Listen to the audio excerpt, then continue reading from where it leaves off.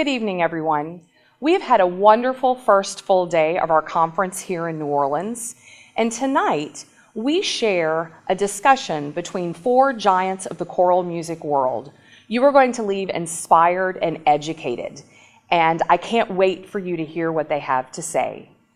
Please enjoy.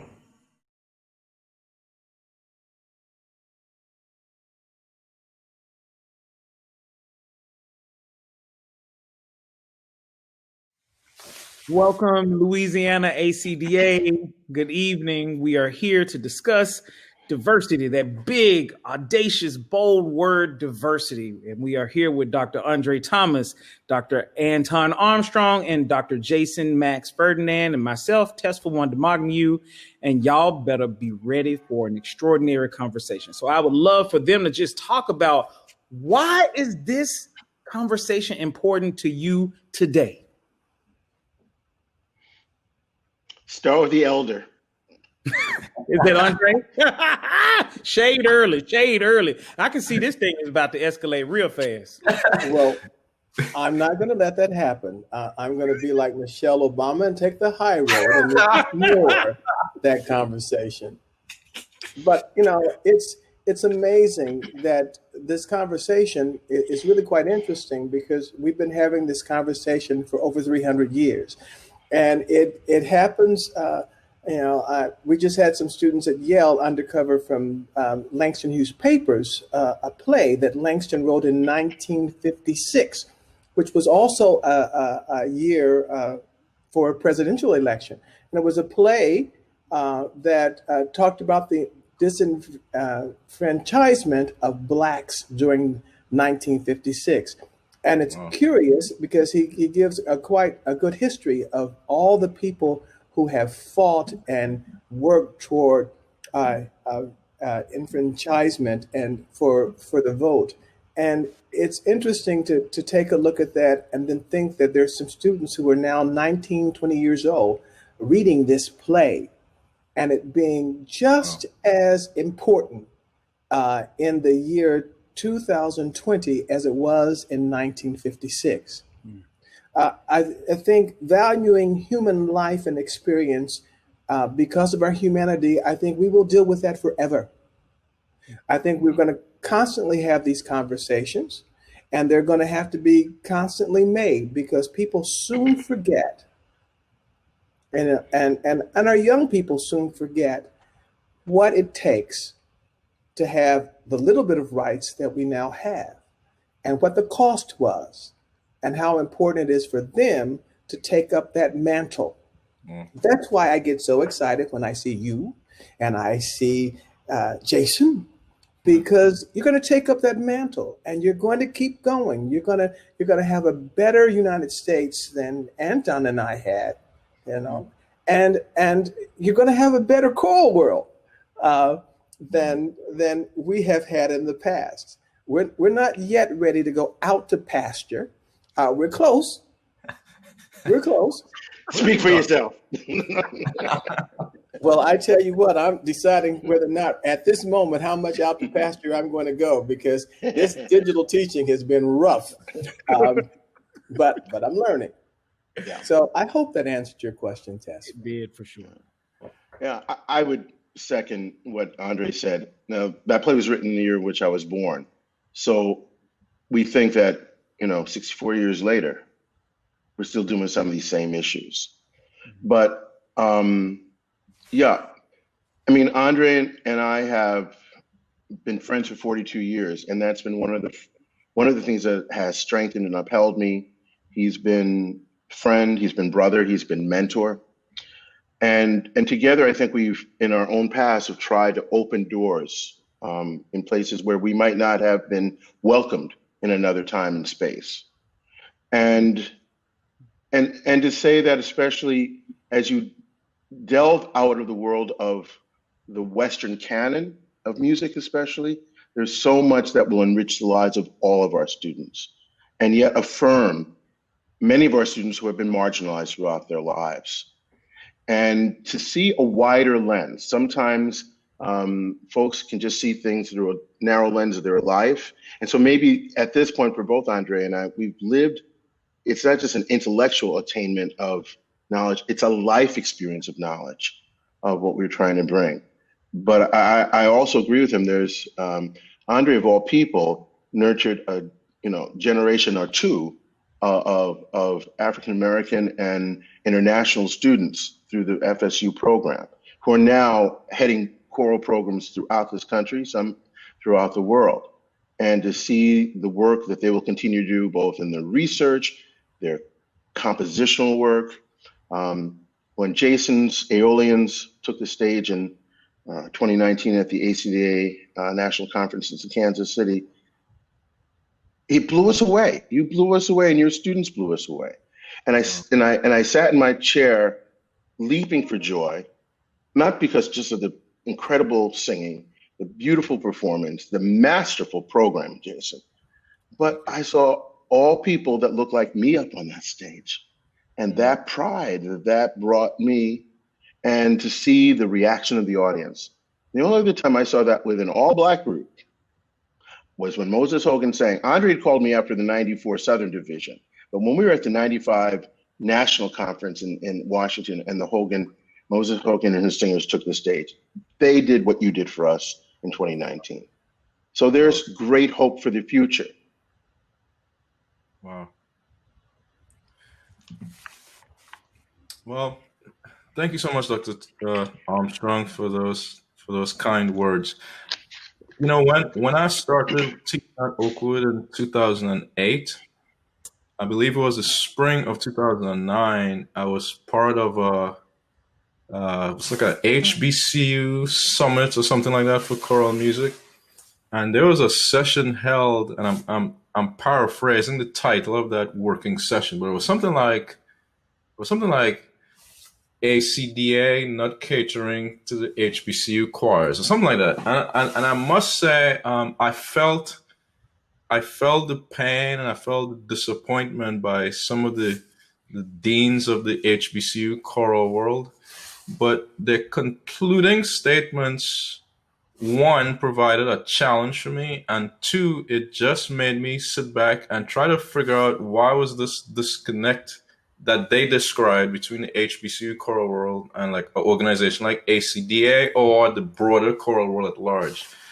And I remember towards the end of the meeting raising my hand. I was fresh out of grad school, and I made a comment, something along the lines of, perhaps what ACDA doesn't see in us is a broad sense of repertoire or a difference in how we produce sound and on and on and on. And the reaction I got was kind of like, well, you're a young man, you're gonna see. And for some of them, they really boiled it down to a racist thing. And I just refused to believe that was the totality of the underrepresentation within ACDA and other things. So I'm just setting that up as a broad thing. And I think the progress of African heritage in classical music, it just offers a very, very unique and intricate portrait to things that are not always clearly visible. I mean, our contribution in music can readily be seen in like the Negro spirituals and jazz and gospel and other styles, and but vice versa, like jazz rhythms and blues intervals infuse so many of the of the music in like Gershwin and Ives and Copeland, and I think the history books then just don't reflect the contributions that we've made. So I think discussions like this for me, Tesfa, going back to your question, just allow us to use this tool, this gift that we possess, and somehow use it as all instruments to foster racial harmony at this much needed time in American history. Thank all three of you for these very complex and nuanced answers, and thinking about to what Dr. Thomas said. I was so grateful that you mentioned The Ballad of Me by Langston Hughes, which was written in 1956. And I wanted to say things that Anton and everybody basically expressed, is that this conversation is not new. This is a conversation that's been happening on this soil for many years. And 20 years before that, Langston Hughes wrote the poem Thinking About America. And I'm so grateful that you brought that up, Dr. Thomas, about what this America can be for Black Americans. And the poem, Let America Be America Again. I just want to read a quote from it. Hughes said, "Oh, let my land be a land where liberty is crowned with no false patriotic wreath, but opportunity is real and life is free, and equality is in the air we breathe." And the dark voice responds, "There's never been equality for me, nor freedom in this homeland of the free." And so to think about those words from Hughes in 1936 and Ballad and Me in 1956, and think about the work that we continue to do, we're so grateful to have giants on this screen right now, being willing to share with us the history. And I think that ushers us in perfectly into the next question. Before you start the next question, Go. that seems to, especially the two of you who are composers, a wonderful text to set for us. Since I'm not one of those gifted people, you are. That's a wonderful text, and you do it. I'll perform it. So done. Well, sounds like a great assignment, Tesfa. But I want to point out what feels a little different this time. Okay. You know, I hear very clearly what Jason is saying about that meeting in 2008, because I remember very clearly what those meetings were like when we were pulled back in those days into the Black Caucus. And there was a view that ACDA only had room for two Black people, named Anton and Armstrong and André, that they only had room for two people, you know. And it was at that moment, I guess, when I took over the Ethnic Music and Minority Concerns chair, okay? And I thought, okay, if there's only room for Anton and André and occasionally Albert McNeil, we're gonna try to do something about that. And see, one of the problems is you can't just complain. You have to participate. And as I think Joe Biden said this, if you want change, you got to be at the table. Yes. You can't be in the other room complaining. You've got to be at the table. How do you get to be at the table? Okay. It was my job and it was Anton's job to open up some doors, some venues for people to be at the table. Now, sometimes those young venues are a bit abrasive and loud, and they don't necessarily know the past, but they know there's full of passion there. And, you know, I said to the national board the other day, you know, young people are loud. When they're complaining, they're just loud, okay?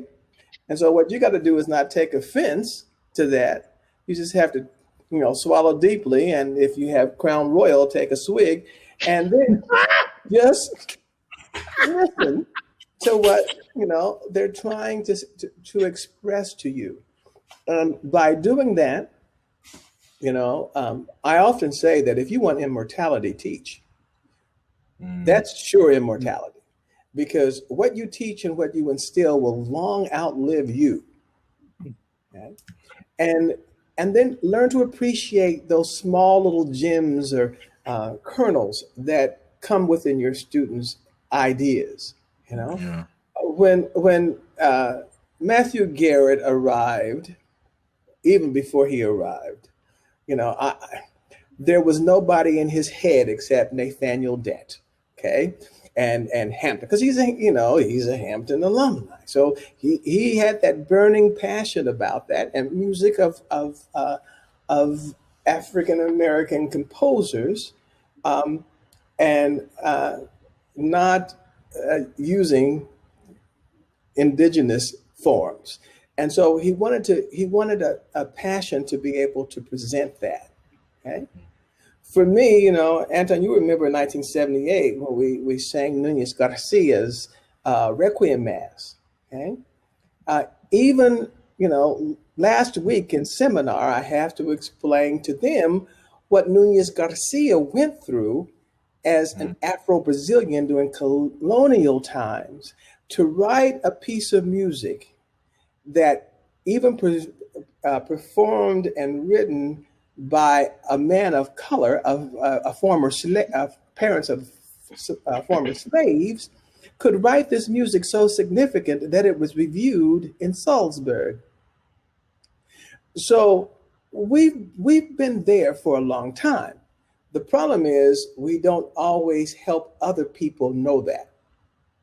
And, at Yale, we had 100 or so alumni who wrote and said, we do Berg very well, but we need some music that also represents, people of color and diversity, and so that repertoire is there. Probably we're going to have one of the largest libraries of music of composers of Afro descent, probably in the United States, because it's begin to be loaded. As we look at those composers, are Afro-English, like Samuel Coleridge Taylor, beautiful settings, absolutely beautiful settings, unknown. Yesterday, I was on another Zoom call. They're getting ready for Utah, of course, which is incredibly not diverse, talking about multicultural music. And, my thought is it important for everybody? He says, I just finished the Dennis Schrock book, and there just wasn't a whole lot of diversity. No, there wasn't. It took a lot for Dennis to come up with, William Dawson. And it's not a matter of just ignoring; it's a matter of not knowing. And so, what we have to be is loud, like the young people. We have to say, this music exists. What happens? I fell in love with George Walker when I was in grad school. Okay? So what happens when I teach and my young master student comes in by the name of Jeff Ames, doctoral student at the time, saying, what direction can I go? There's an incredible composer. You might want to look at the music of George Walker. That then gave him energy that said, here's a Pulitzer Prize winner. He looks like me. He's writing exceptional music, and we don't know him. Wow. Last night, Tesfa and I took part, and one of our colleagues brought in an African-American organ scholar to talk about the music of Florence Price. And Nicole Keller is her name. She teaches on the faculty at Baldwin-Wallace. And she not only she spent the last half an hour in a master class dealing with some of the organ works, but she introduced to our students now the complexity and the ingenuity of Price's larger opus of works. I first heard Florence Price in settings that Miss Price, Leontine Price, would do in her recitals. And then later to find in a collection of art songs that were put together in the 60s and 70s of Black composers that Professor Patterson at University of Michigan put together, and to find some of her art songs. But you're exactly right. There's such a broad and a deep well of composers writing both idiomatic and non-idiomatic music that we need to find. And I think in Marcus Garrett, I think he has an article in the current Choral Journal in which he shares some of that information. And I think that as we go through there, and it doesn't take anything away from the more idiomatic styles, but to find that our students, I remember when I first did a piece of Robert Harris's years ago, the Canticle of the Hungry Angels. And it doesn't necessarily sound like it's written by a Black composer, but when you look at the text that Robert chose to speak about children who are starving, about marginalized people, there is the African-American influence. There is the African-American lens coming through. So I think we have to have a broader spectrum as we look at this diverse music as well. We have in the November issue that you referred to, there are a number of wonderful articles, including one written by Marcus Garrett. But in the December issue, somebody sitting on this panel has an article about a piece that I think he's kind of fond of. I think it's called the Chariot Jubilee. So much fondness for it that he's done an orchestration of it that is accessible. But this is what happens. You open a door, somebody goes in. He opened that door there. And because he is who he is and what he's able to do as a choral conductor, and the recognition of that, he was able to pull that piece back into existence and made people aware of it. Yeah. So that's the message. You know, we just need tons of Jasons and Tesfas and Marcus and Jeffreys. I make that plural. They will definitely call me and say, "Am I in the doghouse, Doc?" But anyway. So, Jason, tell us about the piece. Give us a little preview of what we're going to read when we read your article. So, I look at the life of Robert Nathaniel Dett, who, for those who don't know, was a choral director, a pianist, a music educator. And, as with any musician, Bach, Brahms, it's just really important to understand him against his ancestral backdrop. And that came up in a scene when the Negro people of the United States were going through very much what we're going through right now: financial despair and educational adversity and physical brutality. And that uses so many, 19th century romanticism that dominate all his musical outpouring. So what I did was did a new instrumentation which just calls for a flute, oboe, bassoon, French horn, piano, organ. And you could use a string quartet or expand the string section if you want to. And this allows, to make the piece more accessible, which I think is part of the problem with the piece being underperformed. Dett's original orchestration got lost after the first performance.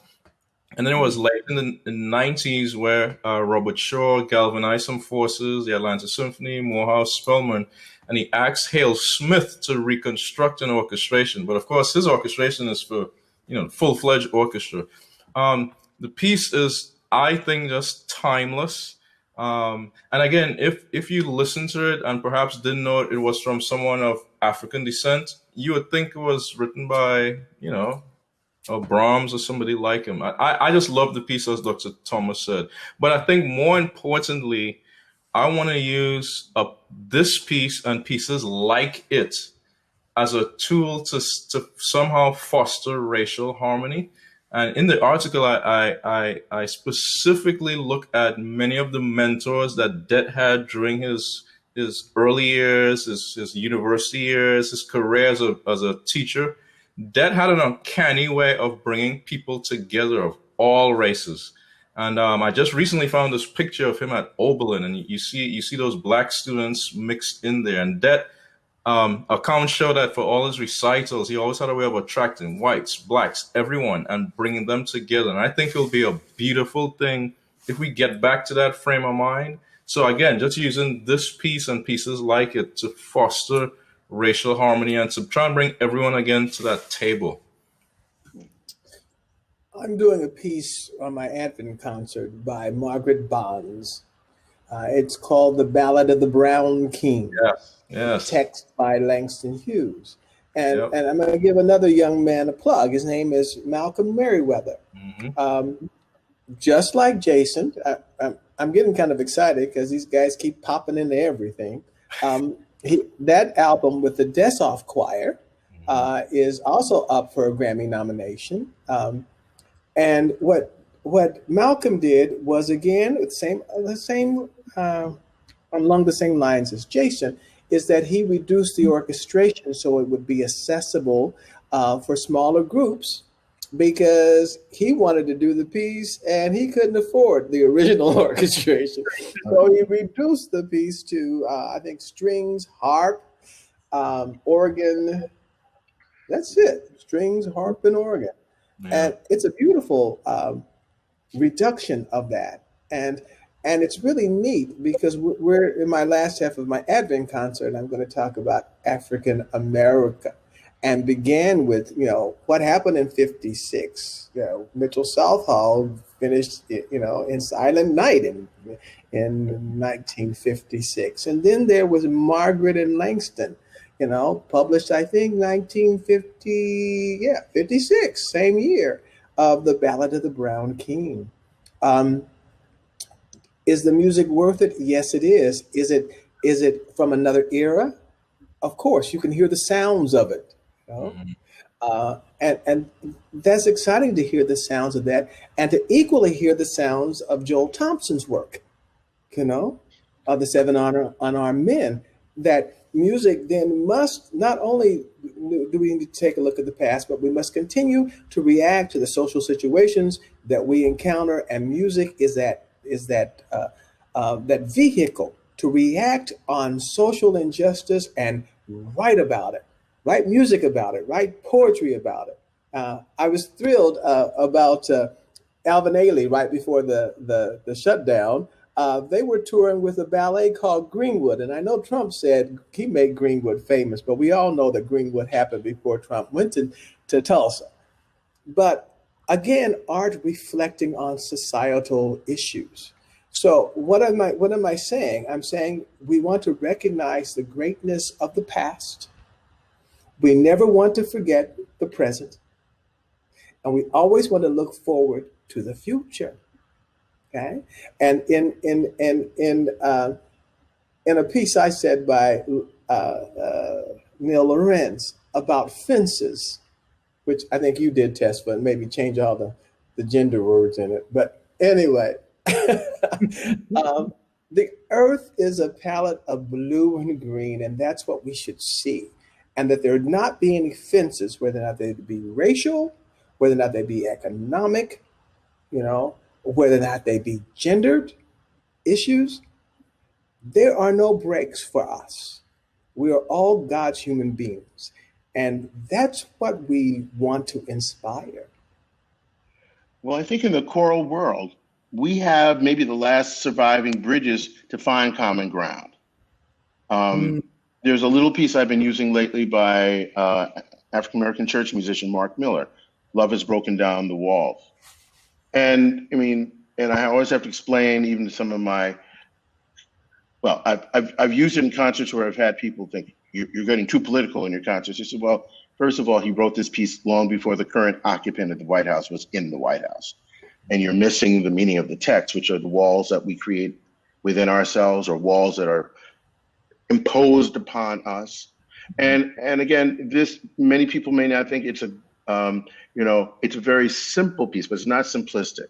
And the text for me that's so powerful in that is we're accepted as we are. But it's not hate that's going to pull us together. It's love has called us to be reconciled.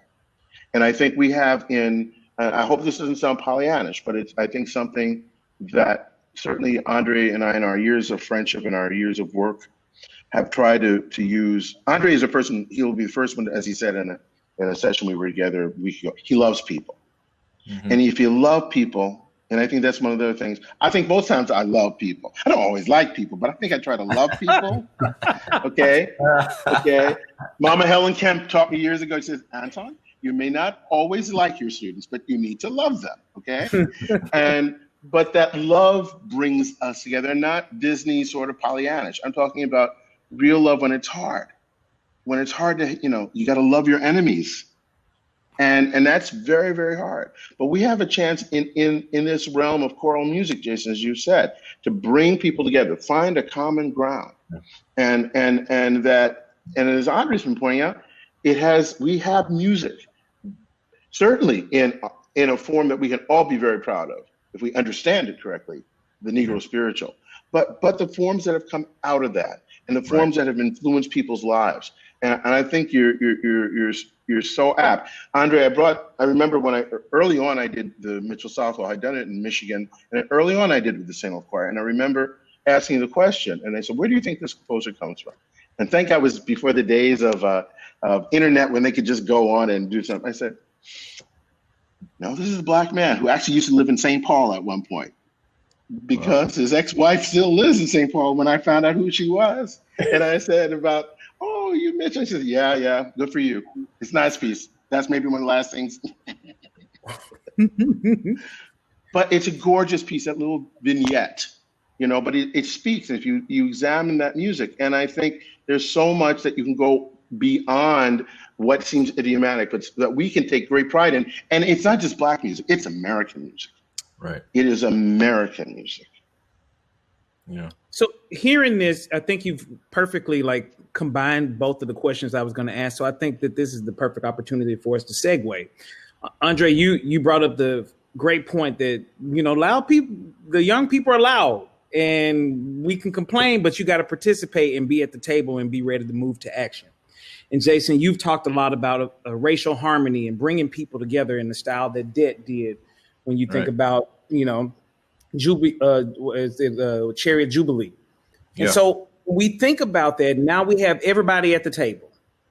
People are ready and they're listening, and we brought people together. What does actionable anti-racism look like in that environment?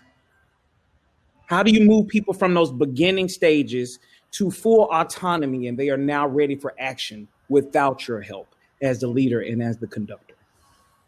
Put him in charge of something. Go ahead. He just give him a job. So basically lift them up fiscally, financially. Yeah.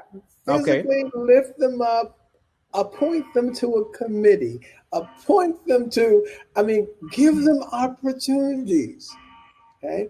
One of the things we have to be very careful of, we cannot be so involved in our own careers that when we go out, we don't take care of those people who stand in the corner and just wait till it's over, just to be able to come up and just, can I get a picture?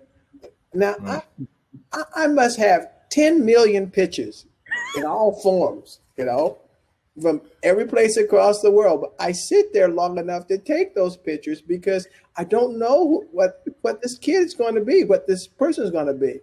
Yeah. I remember I took so many pictures in Indonesia because I'm so tall and they are so short.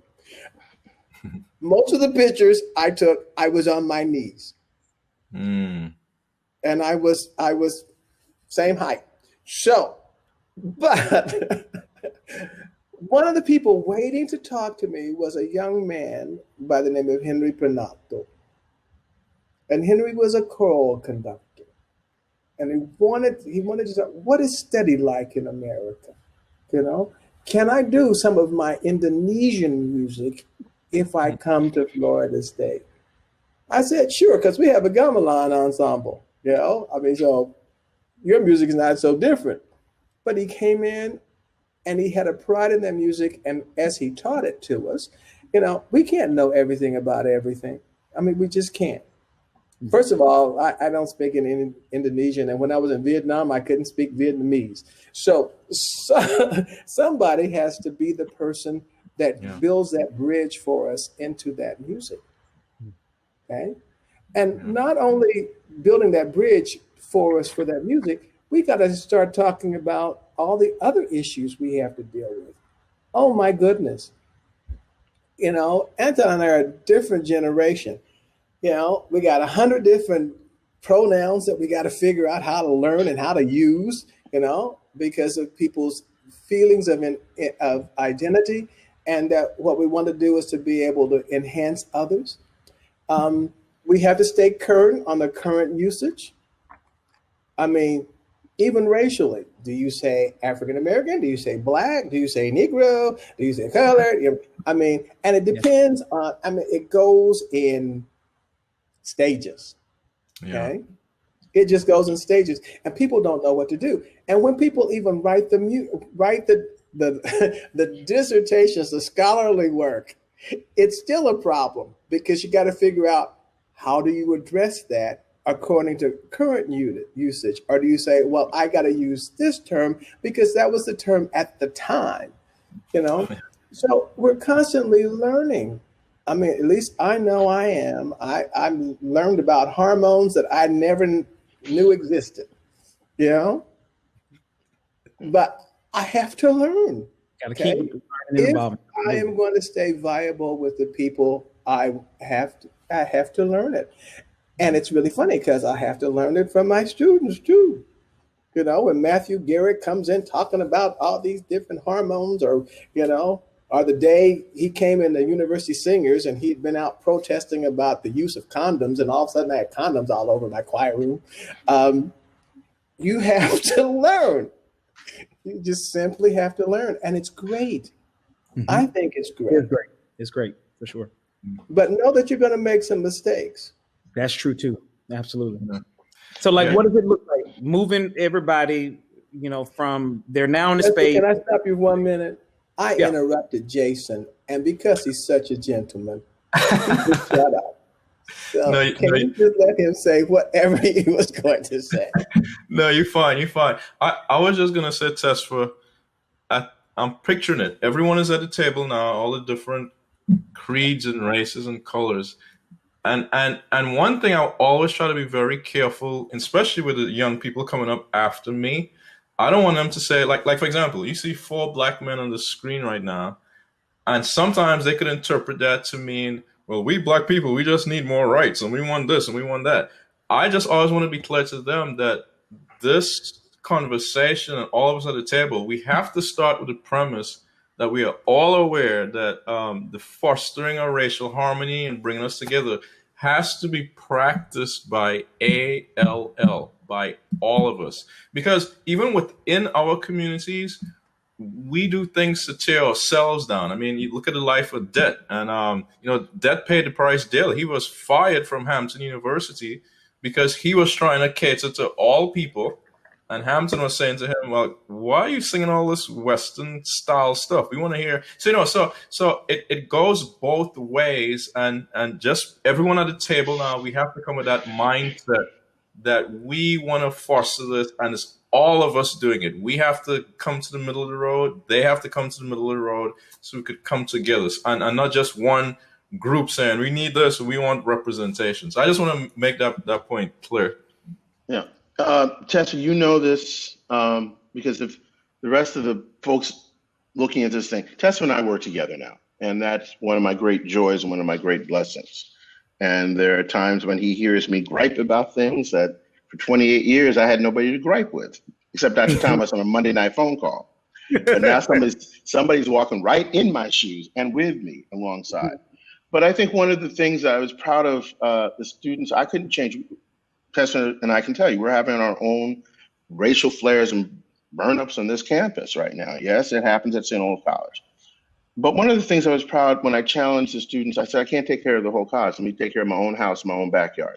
So I went to the students in the St. Olaf choir and I said, we have to deal with some of this stuff. We got to check our own behavior. I have to check my behavior with you all. You all have to check your behavior with me and with each other. And one of the things that came out, and this comes maybe this is a bit of a paradigm we could try to go to what Jason was just saying. They've created a social contract for themselves for this year, which they've all agreed to. I most likely have the largest number of BIPOC students. I have 13 BIPOC students in this ensemble this year, which is the largest number over 30 some odd years. And how are we going to teach each other and work with each other for microaggressions, when you commit them, when you don't commit them? I think it's a matter of getting back to common decency. And Jason, I think to your point, I think it needs to start, as André said, we need to practice, but where? You can't change the whole, but can we start in our own communities? Can we start with our own choirs, our own organizations to say, how are we going to do this? How are we going to make a difference? And as André said before, yeah, be a teacher if you want your legacies to continue. But one of the things these kids said to each other and to me was that this can be the legacy this choir leaves for the future. We're at a turning point. What can we do to move forward? Check, not just this year, but that as we keep moving forward. And I think that is a large part of that. And am I gonna stop doing music by dead old white men? No. But am I gonna make sure that as I decide to program some of this music, I'm more intentional to why I'm doing it, how it may relate to something else. Because, you know, when we have young people, I don't care who they are, with people of any kind, when they live in a world in which they don't feel cared for, when they think the system's about them, when they can't pay their bills, when they don't have a job, and yet I do a motet like "Filter Distinction, be not afraid, I am with thee, I uphold thee," then those words can start to understand.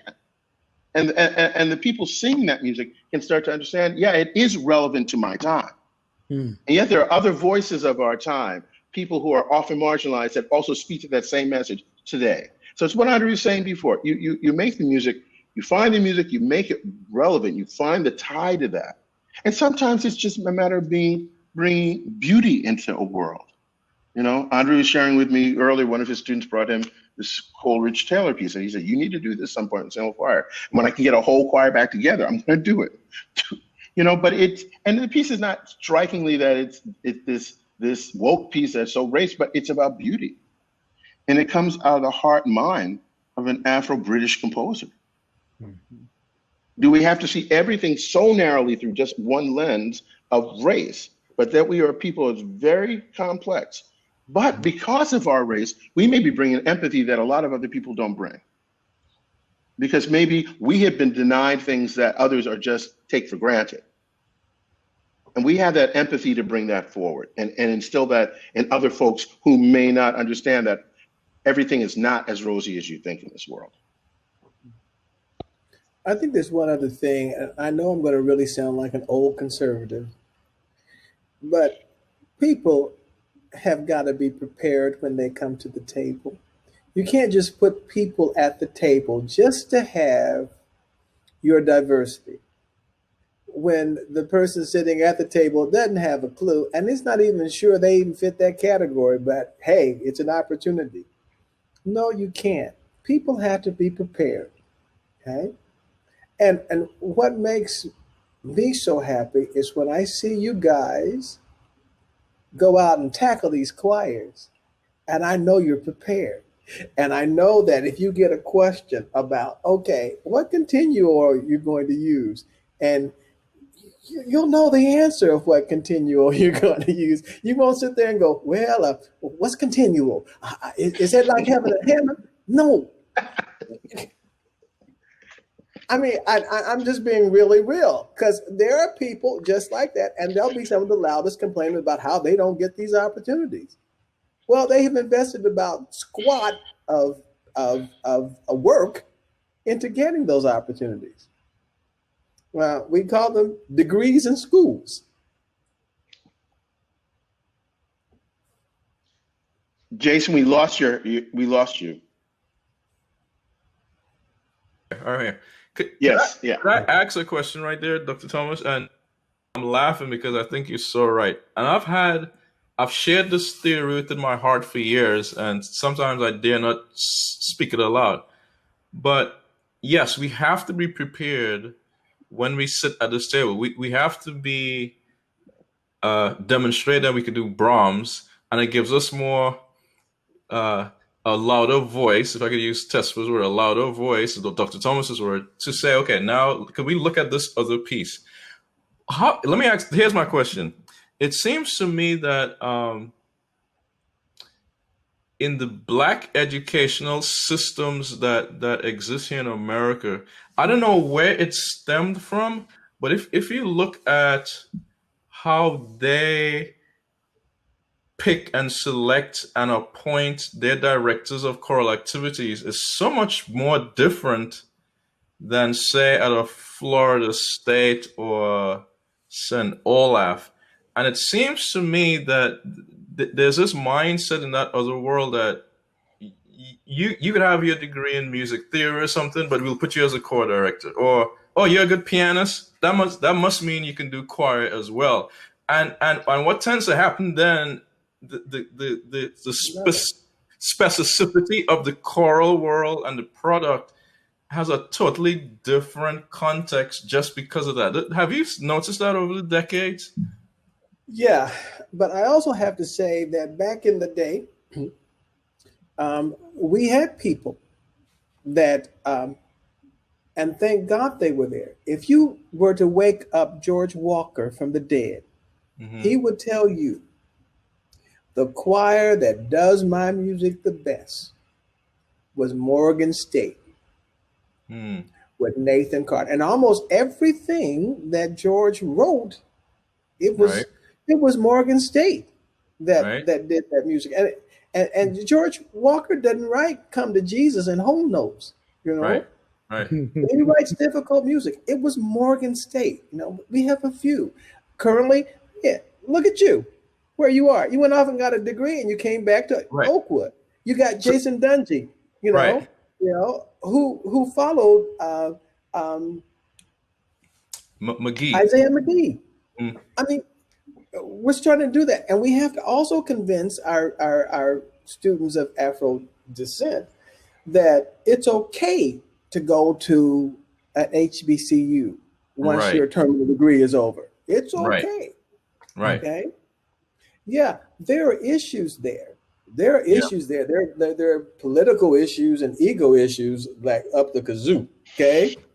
But I will remind you, those same kind of issues exist at non-HBCUs too. Point taken. Yeah. So I think you're right. Yeah, and I'm not going to get necessarily into that point, but I think then you identify also the folks who can do the job.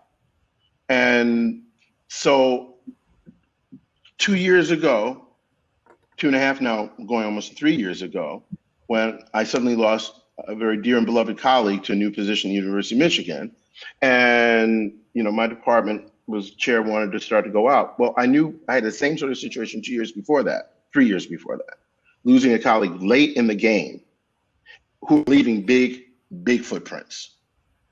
And I especially knew this, and we were starting to already have the change of things. We had just had a big racial uproar on our campus just a few days before all this was happening, or right around the time this was happening.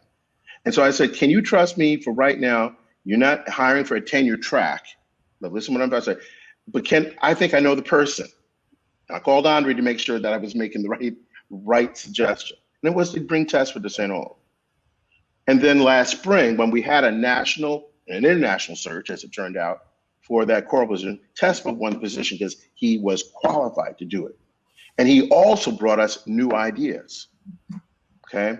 And I think that's the type of thing that we have to be even more active in doing at a school like St. Olaf, but even in our more traditionally, historically Black colleges, bringing people who have the skills and talents back to do these work and to build these bridges. Tesfa's giving me, he could spend my money and make me the technological genius in the world, But at this point, when I'm so great, the headphones, that's one of my Christmas gifts for him, because he said my other ones are outdated. So I have these headphones, okay? But I also think I season him a little bit about there are things you got to understand as you negotiate, not just through the academy, but through life. And I'm very grateful for this friendship. I couldn't have gotten through this pandemic time without him. Honest to God, I could not have gotten through this pandemic time without him. Wow. And I do want to say something specifically about what you mentioned about HBCUs and destigmatizing going into, after you complete their terminal degree, moving into a predominantly Black space.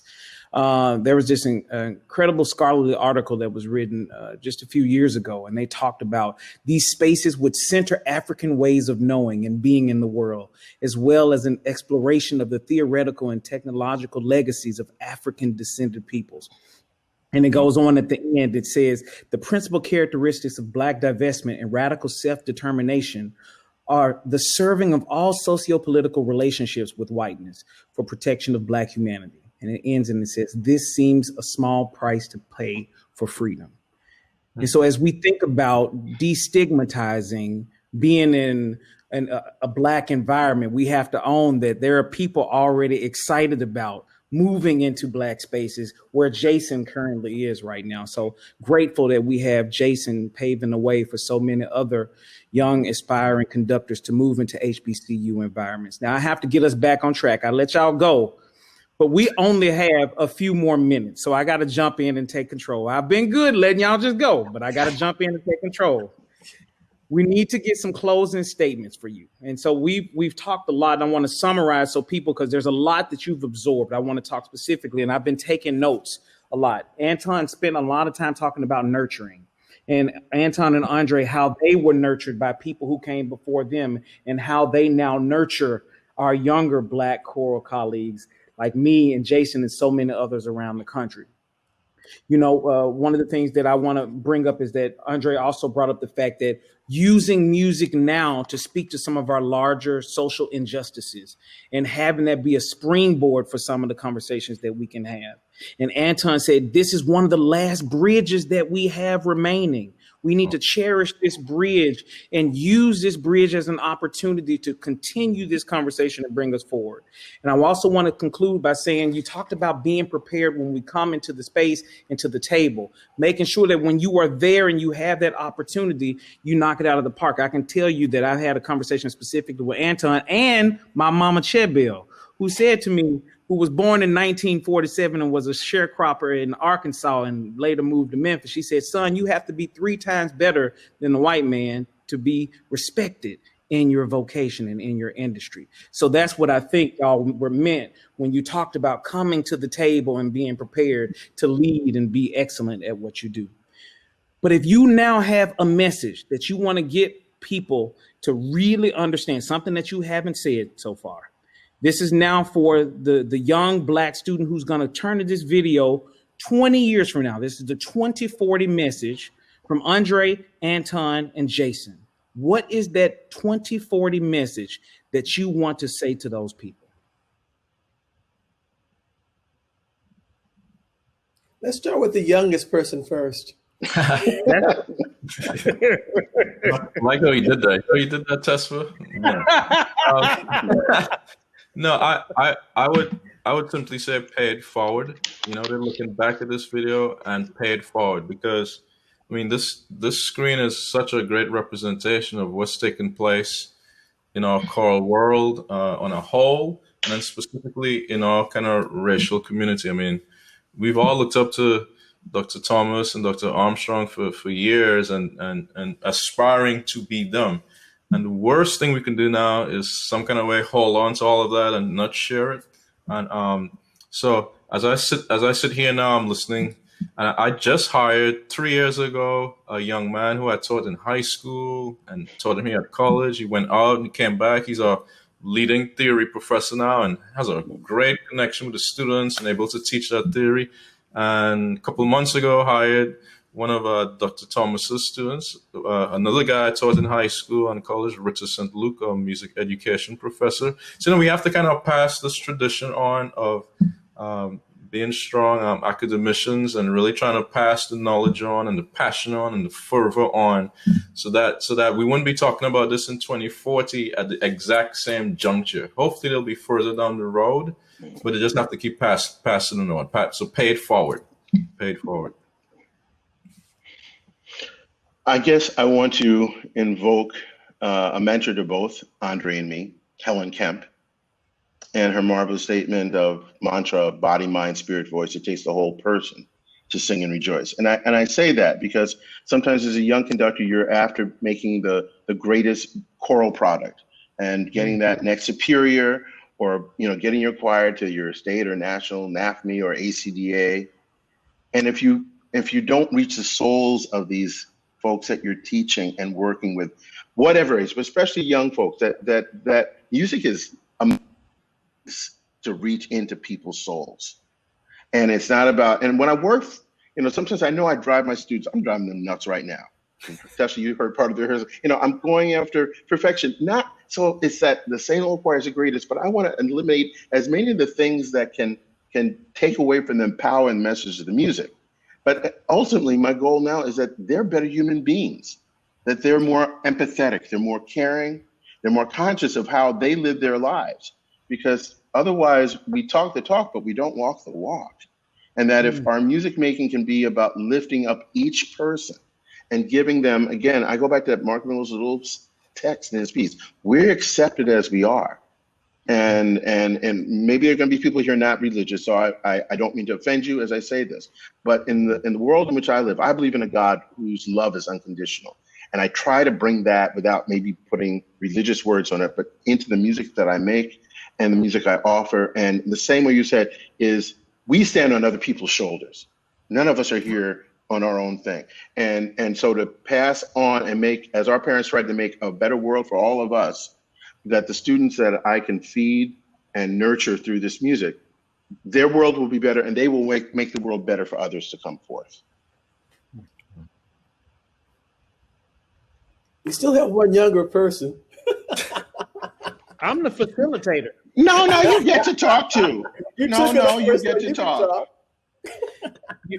If I would say for the person listening and watching this video in 2040, know that this conversation is something that we hope you don't forget, even though you've probably made a little bit more progress than what we've made in 2020. Because what happens typically is that, and I think, André, you mentioned this earlier, you talked about how people sometimes forget the work that's already been done in the past. And so just make sure that, we lift up people who have been doing this work for decades before us. Anton, you talked about standing on the shoulders of giants, but also take the wisdom, the learned and gained wisdom from lived experiences, and know that you don't need to recreate the wheel. Is that the failures that André and Anton and Jason and Tesfa and Fran and Felissa and, Linnell, so many people have already experienced along the way. You have to know that if you can just find some type of documentation of those failures, you can be surgical in your 2040 vision. And being surgical is what we're going to need as we keep progressing, moving forward in this country. Wow. Okay, I would say perpetual optimism with being an activist. I hope that that's what they see in this video in 2040. I think one of the things that I hope is there is that our job does not stop once we leave the choir rehearsal or the stage. We have to do other things. That means we have to be active in ACDA and NAFNI and all those associations. We don't like it, join it.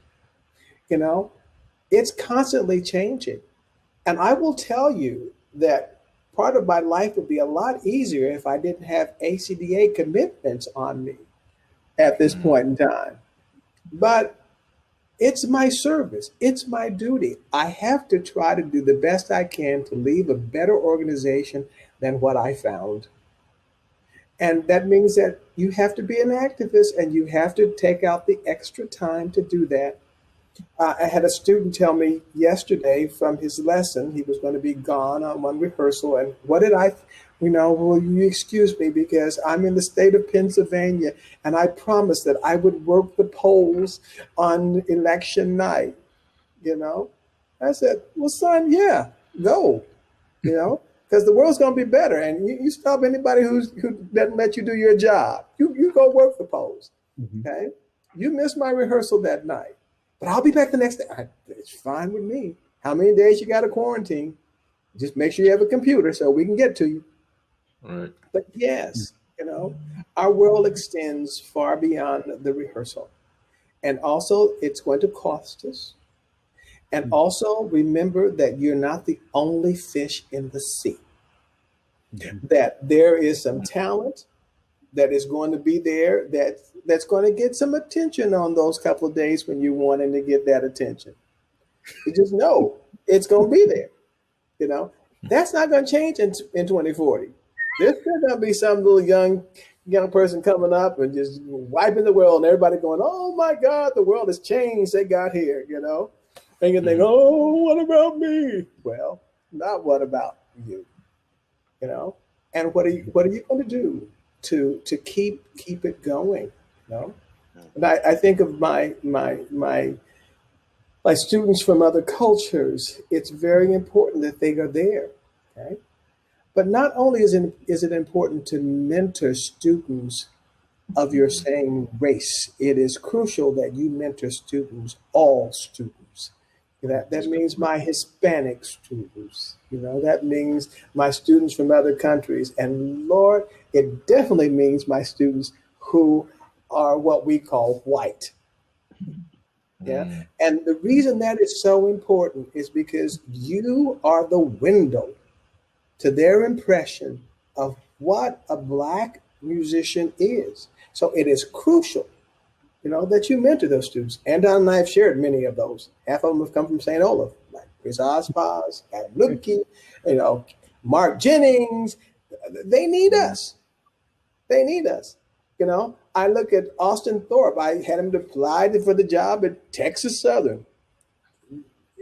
He's Mormon and definitely not Black, and he got all the way up, but, they got to the very end and they weren't quite sure what they were going to do. And HBCUs better open up, because when you send some of those people like that, they can work in those places and they can bring that. And so 2040, I hope we're not talking about this. We'll be talking about other issues. By that time, AIDA will be bossing the world. Yeah. They'll be the ones sitting here arguing about, what needs to change. For those of you who don't know, Aida is Tesfa's daughter. She's already ruling the house. But the thing that the remark that keeps coming from all of us, is that our art is in service. How do we serve others through our music? Right. And it's not about us. It's about how do we serve others. And if that can be the talk that, forget about the glory brings you, what Andre's just saying, because the door's going to open up and you're going to be yesterday's news, But how do we serve others? And we serve all of that kingdom, all of those children of God, and that we are better human beings, and that the difference in our pigmentation or the language we speak are no longer barriers and walls, but they become bridges to better understanding of human hearts and souls. Yeah. There's one other thing I want to put into that. And this is a message to my brothers and sisters of Afro-American descent.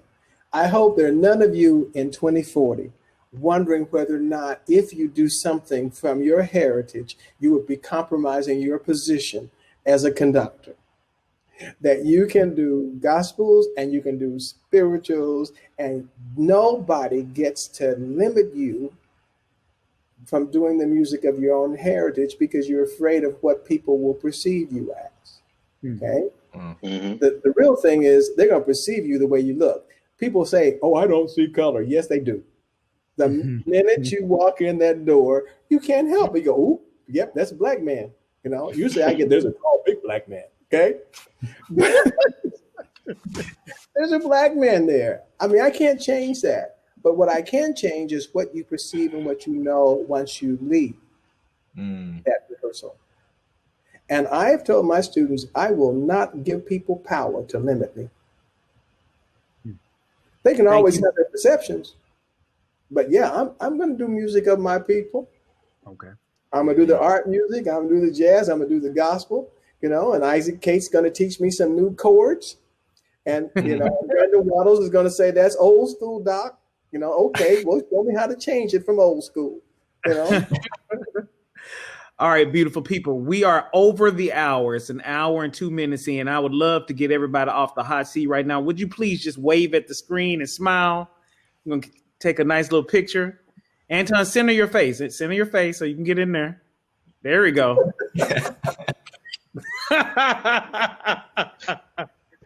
There we go. What we get for making him the moderator. He's such a Thank you, Louisiana ACDA. We probably could have spent another hour, 2 hours, 3 hours on this conversation. Just know that this is the beginning of the conversation as we discuss this very tricky and nuanced topic called diversity. So thank you for tuning in and take care.